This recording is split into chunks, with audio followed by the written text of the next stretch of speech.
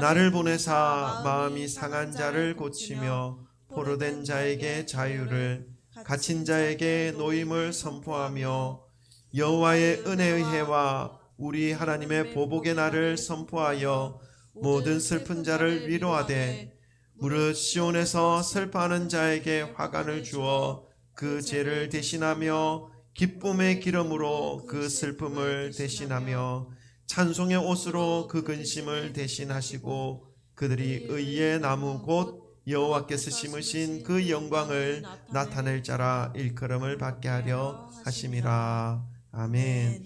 할렐루야. 주 예수 그리스도 이름을 찬양합니다. 내일이 성탄절인데 또 성탄절을 하루 앞두고 또 이렇게 주님의 날에 주일에 예배를 드리는 그 기쁨과 은혜를 우리에게 허락해 주신 하나님께 감사합니다. 한 주간 동안 하나님께서 어떤 말씀을 주실까 좀 기도하면서 기다렸는데 예수님께서 이 땅에 오신 이유가 있다. 그 이유에 대해서 말씀을 전하는 것이 좋겠다 하는 그런 마음을 주셨습니다. 그래서 그 예수님이 이 땅에 오신 이유라는 제목으로 이사야서 61장 오늘 말씀, 이 말씀을 준비하였습니다. 이사야서 61장에는 예수 그리스도에 대한 예언이 기록되어져 있는 말씀입니다. 예수 그리스도께서 이 땅에 오셔서 어떤 일이 일어날 것인지, 예수님께서 이 땅에 오신 그 목적과 이유가 무엇인지 우리에게 가르쳐주고 있는 말씀입니다. 이 말씀을 깊이 묵상하고 또 하나님이 주시는 그 마음으로 말씀을 준비하였습니다. 부족한 종의 입술에 하나님의 은혜가 부어지셔서 사랑하는 우리 주님 예수 그리스도께서 이 땅에 오신 이유와 목적을 바르게 잘 드러낼 수 있는 이러한 시간이 되기를 소망하고, 이 말씀을 통해서 우리 성도님들이 신앙이 더욱더 말씀 가운데 뿌리를 깊이 내리시는 그러한 은혜의 시간이 되기를 소망하는 마음으로 말씀을 전하겠습니다. 함께 하나님의 은혜가 임하시기를 소망합니다. 오늘도 말씀을 받기 전에 서로 사랑 고백 나누는 시간 가지면 좋겠습니다. 돌아보시면서 사랑합니다, 축복합니다, 잘 오셨습니다, 할렐루야. 우리 그죠? 우리 오늘도 출석률 100%.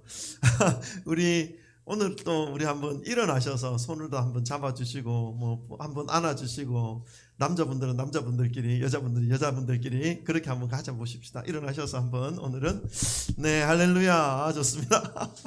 네, 좋습니다. 좋아요. 너무너무 좋습니다. 네, 할렐루야. 사랑합니다. 네네. 아이고 할렐루야. 좋네요. 너무 보기 좋습니다. 감사합니다. 이게 쑥스러워서 잘 안 되는 일인데 우리 교회는 너무 자연스럽게 잘 되네요. 너무 좋습니다. 세상에 보면 미래를 예측하는 사람이나 미래에 대한 예언을 한 그런 서적들이 있지 않습니까? 그런 서적들에 대하여 참 많이 관심을 가지고 있는 것을 볼 수가 있습니다. 특별히 이제 대통령 선거를 앞두고 있는 시점에는 어느 후보자가 대통령이 될 것이라고 예언하는 사람들이 참 많이 일어나죠.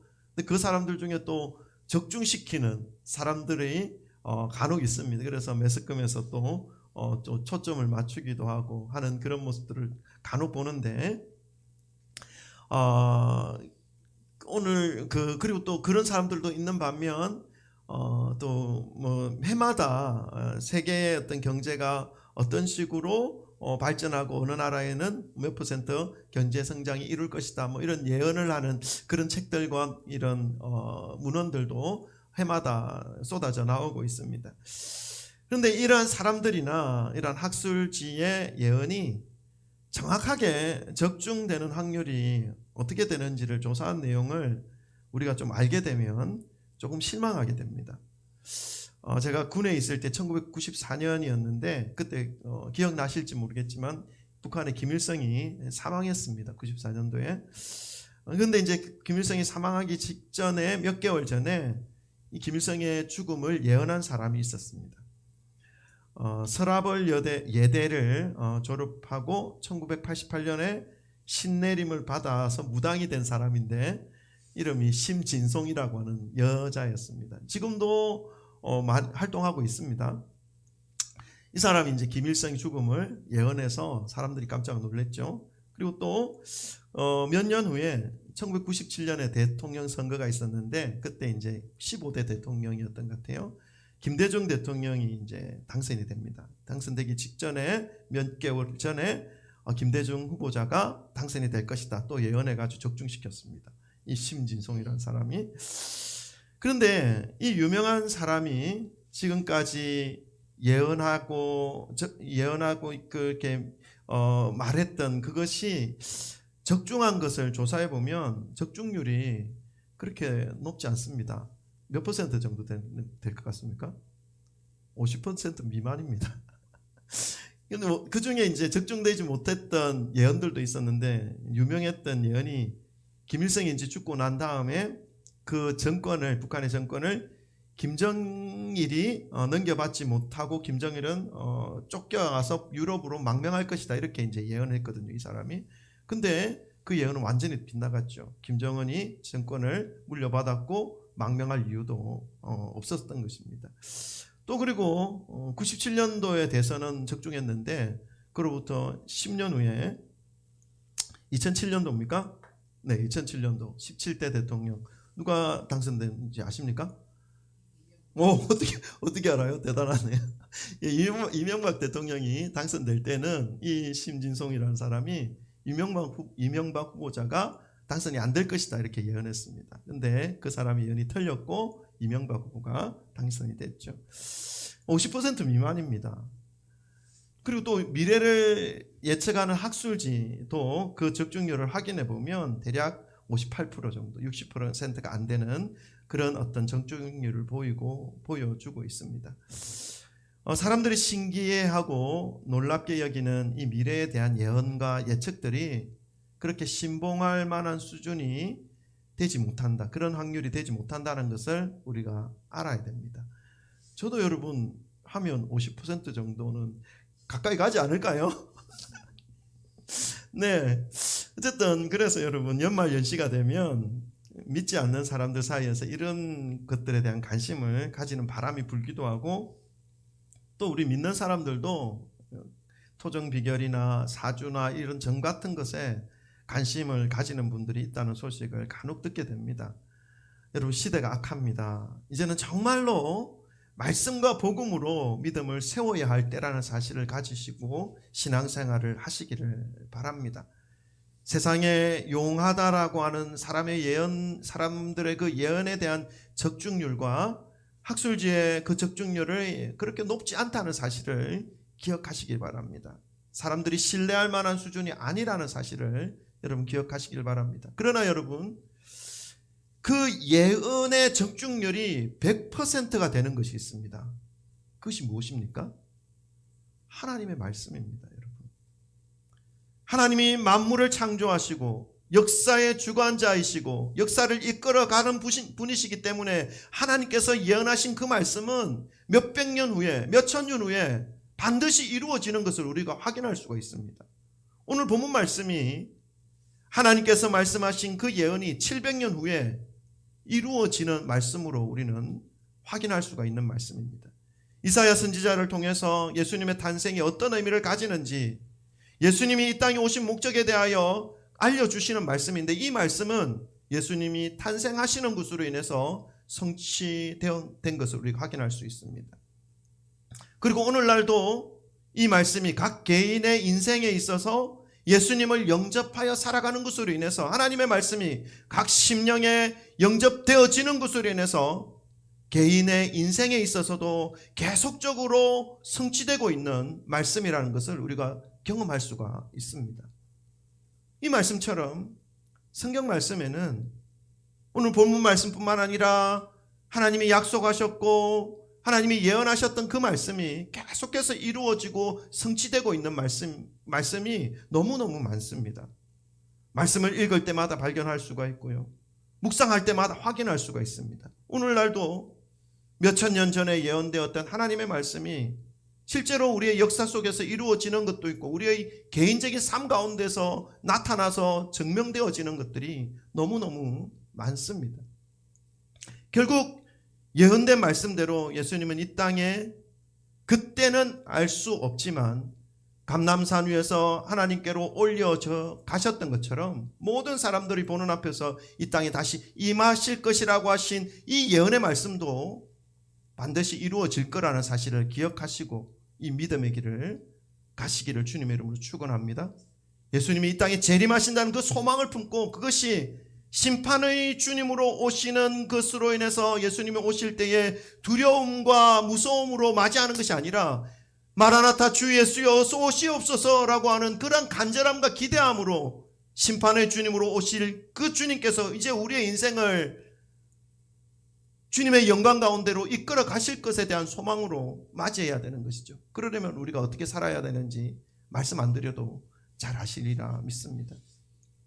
오늘 본문 말씀에 이 예언이 성취되는 과정을 통해서 예수님이 이 땅에 오신 이유와 목적에 대하여 저와 여러분이 마음에 새기시는 그러한 시간이 되기를 주님의 이름으로 축원합니다. 우리 두 가지만 딱 말씀을 받고 마무리했으면 좋겠습니다. 예수님이 이 땅에 오신 목적과 이유. 첫 번째는요, 기쁜 소식, 구원의 복음을 전해주시기 위해서 이 땅에 오셨다라고 오늘 본문 말씀은 말씀해주고 있습니다. 우리 1절을 한번 같이 읽어볼까요? 조금 길지만 함께 읽어보겠습니다.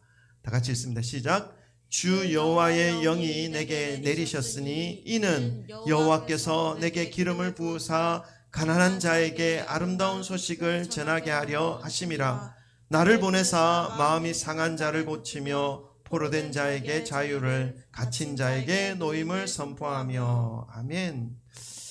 이 주 여호와의 영이 내게 내리셨으니, 이 말씀은 이제 예수 그리스도가 이 땅에 임하심으로 인해서 이 땅에서 나타나는 많은 일들이, 어떤 일들이 일어날 것인지에 대한 것을 예언하고 있는 것이죠. 뿐만 아니라 이 예수 그리스도가 우리의 마음속에, 개인적인 삶 속에 영접되어지는 것으로 인해서 우리의 삶이 어떻게 변화되어지고 회복되어지는 것인지에 대해서도 말씀하고 있는 것입니다. 예수님께서 실제로 이 땅에 임하심으로 하신 그 사역을 보면 예수님의 그 복음으로 인해서 사람들이 상처에서 회복되고 질병에서 다시 고침받고 죽음의 그 삶 가운데서 생명의 삶으로 옮겨지는 그러한 모습들이 일어났다는 것을 우리가 말씀을 통해서 알 수가 있죠. 그 예수님의 삶의 모습이 지금 이 700년 전에 예언되어진 말씀입니다. 방금 읽으신 이 말씀에는 예수님이 이 땅에 오신 이유에 대하여 아름다운 소식을 전하기 위해서라고 말씀하고 있습니다. 원어 히브리어 성경을 보면 아름다운 소식에 대하여 사바르라고 하는 단어를 쓰고 있는데요. 이 단어의 뜻은 기쁜 소식, 좋은 소식, 복음. 복음은 이제 한문이죠. 복복자의 소리, 음자, 복된 소리라는 의미입니다. 그런데 그 복음, 아름다운 소식을 누구에게 전하게 하려 한다라고 말씀하고 있습니까? 우리 오늘 본문 말씀 읽었는데 누구죠? 가난한 자. 아름다운 소식을 어디 있죠? 중간 부분에 여호와께서 내게 기름을 부으사 가난한 자에게 아름다운 소식을 전하게. 이 아름다운 소식, 복된 소식, 구원의 소식, 이제 생명의 그 말씀을 전하게 하기 위해서 예수님이 오셨다는 것입니다. 가난한 자에게. 여러분, 이 가난한 자가 누구인지를 알아야 합니다. 돈이 없어서 실제로 이 땅에서 가난하게 살아가는 사람들, 물론 이런 사람들도 맞습니다. 그 대상에 들어갑니다. 예수님께서 이 땅에 가난하고 병들고 헐벗고 굶주린 사람들에게 도움의 손길, 구원의 손길, 치료의 손길을 허락해 주셨고, 그리고 그들에게 그뿐만 아니라 천국의 말씀, 영원한 생명을 얻게 되는 길을까지 알려주신 것을 우리가 보면 알 수가 있습니다.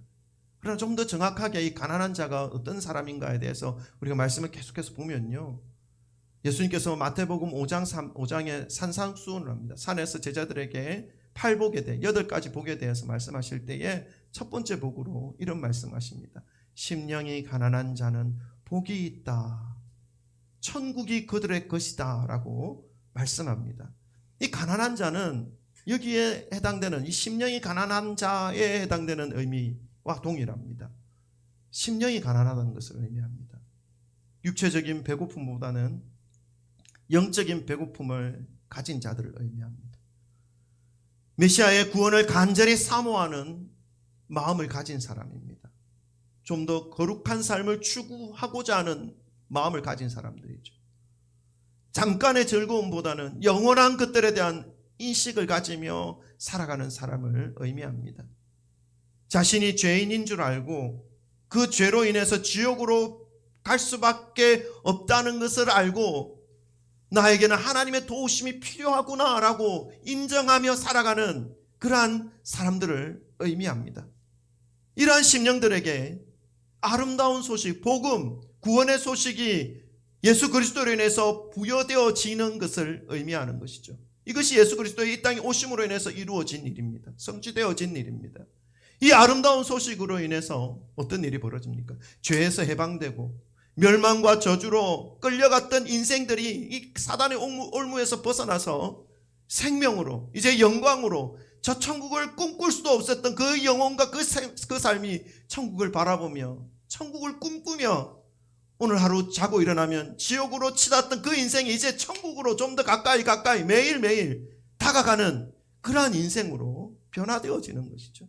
그런 존재로 회복되어지는 그런 역사가 예수 그리스도 안에서 일어나는 일들을 말씀하고 있는 것입니다. 예수님은 이들을 위해서 가난한 자들에게 구원의 소식, 아름다운 소식, 복음을 전하기 위해 이 땅에 오셨다라는 것을 우리에게 알려주고 있습니다. 여러분, 내일이 성탄절인데 이번 성탄절에 예수님께서 다른 사람을 위해서 오신 것이 아니라 바로 나를 위해서, 나에게 구원의 소식을 알려주시기 위해서, 죄의 문제를 해결할 수 있는 길이 있다는 것을 가르쳐 주시기 위해서 이 땅에 예수님께서 와 주셨다는 사실을 여러분 기억하시기를 바랍니다. 그래서 예수님의 탄생이 나의 인생과 직접적인 관계를 맺기 위해서 내가 어떠한 심령으로 예수님을 맞이해야 되는지를 오늘 말씀에서 깨달으시기를 바랍니다. 우리의 심령이 가난한 심령이 되어야 한다는 사실을 인식하시고 더욱 주님을 사모하는 마음으로 성탄을 맞이하시는 그런 저와 여러분 되시기를 주님의 이름으로 축원합니다. 아멘. 두 번째입니다. 벌써 두 번째예요.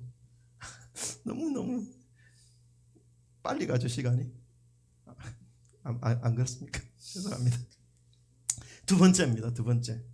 예수님께서 이 땅에 오신 이유와 목적, 그것은 생명을 더욱 풍성하게 하기 위해서 이 땅에 오셨습니다.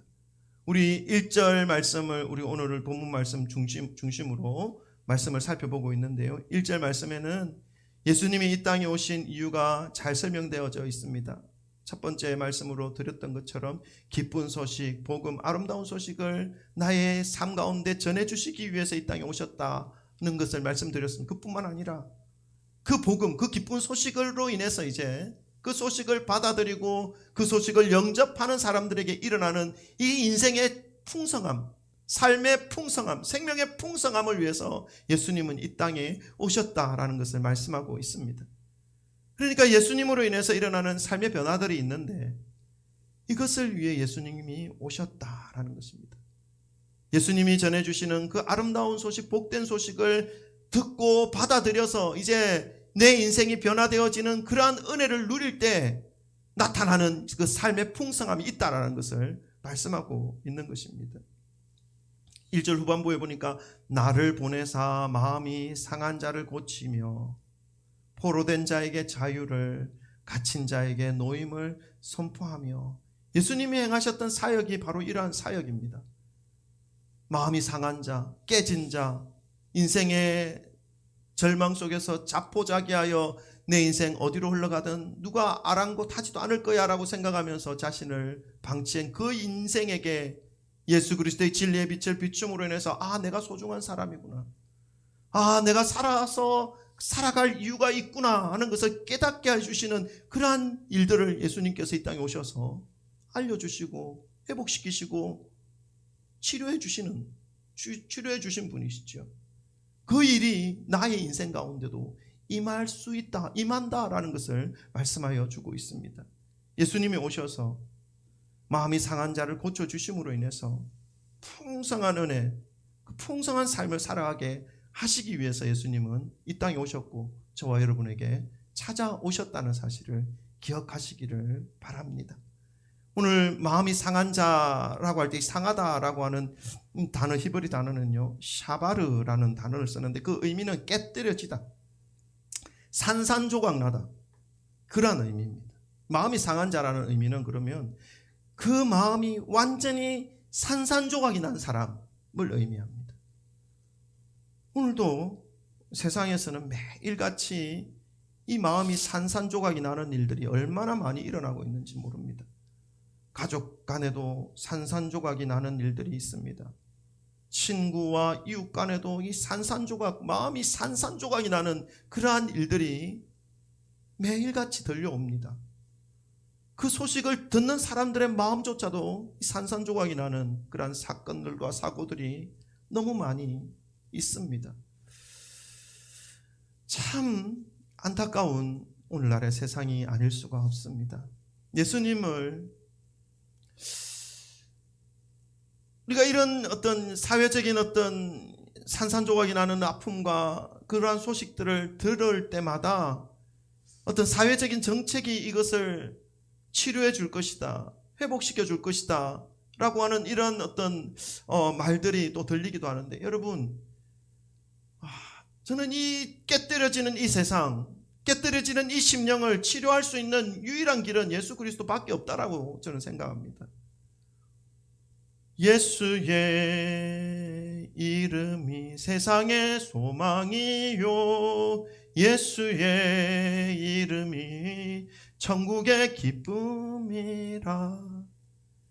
예수 그리스도가 없는 어떤 사회적인 어떤 치료 시스템은요, 또 다른 어떤 부작용을 나타낼 수밖에 없습니다.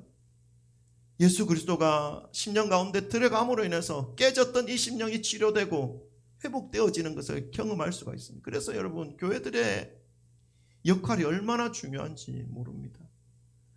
교회가 작든 크든 어느 곳에서든 교회는 세워져야 됩니다.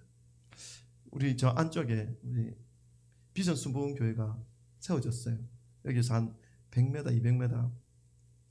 그래서 인근에 제가 또 몇 번 보아온 근사님들, 다른 교회 다니는 근사님들이 저를 보면서, 목사님, 그 교회, 목사님 교회도 성도들이 없어가지고, 성도님들 없어가지고, 그런데 저 교회 생겨서 어떡하면 걱정해 주시는 거예요. 제가 뭐라 했는지 아십니까? 아닙니다, 근사님. 저기 교회는요, 저 안쪽에 여기 동네에 많이 세워져야 됩니다. 어쨌든 증거되어지는 것은 예수 그리스도니까 우리가 예수 그리스도를 전하는 한 교회라도 세워지는 것이 그게 은혜고 그게 복입니다. 성도들은요, 오실 분은 오시고 안 오실 분은 하십니다. 내가 그렇게 했죠. 여러분, 예수 그리스도가 이 세상 가운데 증거되어지고 퍼져나가는 것으로 인해서 우리의 심령이 회복되어지는 것입니다. 예수 그리스도를 영접하는 것이 가장 첫 번째라는 사실을 기억하시고 우리 믿음의 삶을 살아가시기를 주님의 이름으로 축원합니다. 깨어진 마음을 치료해 주시는 예수님의 그 손길을 전 인생을 통해서 경험하고 느끼셨던 한 분이 있습니다. 저는 이분을 잘 모릅니다. 근데 이분의 살아갔던 삶을 보니까, 이야, 정말 예수님의 손길이 대단하구나, 예수님의 그 치료하심이 정말 놀랍구나 하는 것을 말씀을 준비하면서 제가 은혜를 받았습니다. 누구냐면요, 우리나라 CCC를 만드신 분이라고 저는 알고 있는데 김중곤 목사님이십니다. 지금 소천하셨죠. 이 김중곤 목사님은 그의 일생에서 가족들이요, 차례로 예상하지 못했던 죽음을 맞이하는 일을 겪었습니다. 6.25 때는요, 아버지와 가족들이 공산당에 의해서 학살당하는 그 모습을 눈으로 직접 목격합니다. 그리고 어린 시절 살아남은 그 동생 몇 명이 있었는데, 그 사랑하는 동생이 어릴 때는 우리 불놀이 많이 하잖아요. 불놀이를 하다가 불에 타서 죽습니다. 그리고 또 다른 하나의 동생은 집 근처 벌목장이 있었나 봐요. 나무를 베서 나무를 까는 벌목장에 나무가 쓰러지잖아요. 근데 어떻게 거기서 놀다가 나무가 쓰러지는 나무에 깔려가지고 그 자리에서 죽는 그 모습도 보았고요. 그리고 이제 동생 중에 또 잘 성인이 되어서 어떤 학교에 교감으로 봉직하던 동생이 있었는데 딸 넷을 남겨두고 간암으로 먼저 세상을 떠나는 일도 겪습니다. 또 목사님의 직접 친딸은 위암으로 손녀를 둘 남겨놓고 먼저 하늘나라로 보내는 일을 겪게 됩니다. 이렇게 가족들이 먼저 세상을 떠나는 일을 겪으니까 남겨진 가족들, 손녀들, 그리고 조카들 누가 다 양육해야 됩니까? 목사님이 다 양육해야 되는 것이죠. 그 양육해야 되는 형편이 된 것입니다. 가만히 생각해 보아도 참 기가 막힌 현실을 살았겠다라는 마음이 들었습니다. 그런데 이 김중곤 목사님께서 이러한 상황 속에서도 당신께서 기록하신 예수 칼럼이라는 책이 있습니다. 거기서 이렇게 고백하는 그 글귀가 있었던 것을 제가 보았습니다. 뭐라고 고백하냐면요, 정직하게 고백하면 나는 하나의 얼굴로는 웃고 다른 얼굴로는 운다. 내 영은 주님을 찬양하고 기뻐하고 감사하며 깊은 곳에서 샘물같이 환희가 솟는다. 그러나 다른 마음의 하늘에서는 끊임없이 비가 내린다. 안 그렇겠습니까? 근데 뒷부분에 이렇게 말합니다. 한 해 한 해를 사는 것이 아니다. 하루하루를 사는 것도 아니다. 한 발짝 한 호흡 주님을 사랑하며 창세기의 그 첫날처럼 날마다 영원한 첫사랑으로 살아가자. 주님을 호흡하자. 내 깊은 위로와 감사와 찬송과 평안이 그곳에 있다. 그것은 내게서 나온 것이 아니라 성령의 은혜로 내게 주시는 것들이다. 여러분, 이분은 하나님의 은혜, 매일매일 매 순간순간 하나님의 은혜를 붙잡고 살아가는 그 삶으로 힘을 얻어서 지금 살아가고 있다라고 고백하고 있는 모습을 볼 수가 있습니다. 이것이 예수 그리스도로 인해서 우리에게 주어지는 삶의 능력 아니겠습니까? 힘 아니겠습니까? 어떤 사람은 이러한 일들 중에 한 가지만 겪어도 정말 어려워서 살지 못하는 그러한 심령이 있는데, 이게 겹겹이 겹쳐도 예수 그리스도로 인해서 살아갈 소망을 품고 다시 일어나서 그 고귀한 인생을 살아가신 모습을 보니까 정말 예수 그리스도의 그 말씀에 정말 예수 그리스도가 상한 심령을 고치시고 포로된 자에게 자유를 주시고 은혜를 주시는 분이 예수 그리스도 맞구나 하는 것을 깨달을 수가 있었습니다. 앞서 가신 믿음의 대선배이신 이 목사님의 모습을, 고백을 통해서 예수님이 이 땅에 오신 이유와 목적을 목격하게 됩니다. 마음이 상한 자를 고치신다고 하신 이 예언이 예수님께서 한 분의 인생에 오심으로 인해서 성취되는 모습을 확인하게 됩니다. 한 번의 사건으로 마음이 무너지고 산산조각이 날 수도 있지만 예수님 안에서 다시 치료되고 회복되어서 상처에 포로되어 또다시 다른 사람에게 상처를 입히는 그러한 포로된 인생이 아니라 그 상처로 인해 더욱 깊은 복음의 은혜와 치료의 능력을 선포함으로 인해서 자유를 누리며 같은 상처 속에 머물러 있는 사람에게 노임을 선포하는 그 한 인생의 모습을 목격함으로 예수 그리스도께서 이 땅에 오신 이유와 목적이 100% 성취되고 이루어졌구나 하는 것을 깨달을 수가 있었습니다. 사랑하는 성도 여러분, 예수님은 이 땅에 복된 소식, 아름다운 소식을 가지고 오셨습니다. 그리고 그 아름다운 소식을 받을 수 있는 대상은 가난한 자입니다. 심령이 가난한 자입니다. 좀 더 정확하게, 좀 더 정직하게, 좀 더 거룩하게, 좀 더 하나님의 마음에 합당하게 살아가기를 갈망하는 사람에게입니다. 순간적인 쾌락과 모든 것에 즐거움에 모든 것을 빼앗겨버려서 영원한 것을 바라보지 못하는 그런 심령이 아니라 영원한 생명에 대한 간절한 소망을 품고 살아가는 그 사람에게 아름다운 소식을 전해주시기 위해서 이 땅에 오셨습니다. 그리고 그 아름다운 소식을 받아들이는 자에게 예수님은 풍성한 삶을 살아가게 하시기 위해서 이 땅에 오셨습니다. 상한 심령을 고쳐주심으로 예수 안에 있는 삶의 풍성함이 얼마나 크고 깊은 것인지를, 생명의 풍성함을 허락해 주신 것이죠. 저와 여러분의 인생도 이 땅에 인간의 몸으로 임하여 주신 예수 그리스도로 인해서 그 풍성한 생명을 누리시는 복된 인생이 되시기를 주님의 이름으로 축원합니다. 그 어떤 것도 하나님으로부터 우리를 떼어놓을 수 없는 그 사랑의 터 위에서 주님을 믿는 믿음으로 넉넉히 모든 환경과 모든 상황을 이겨내시는 복된 삶을 살아가시기를 주님의 이름으로 축원합니다. 기도하겠습니다. 오늘도 우리가 성탄절을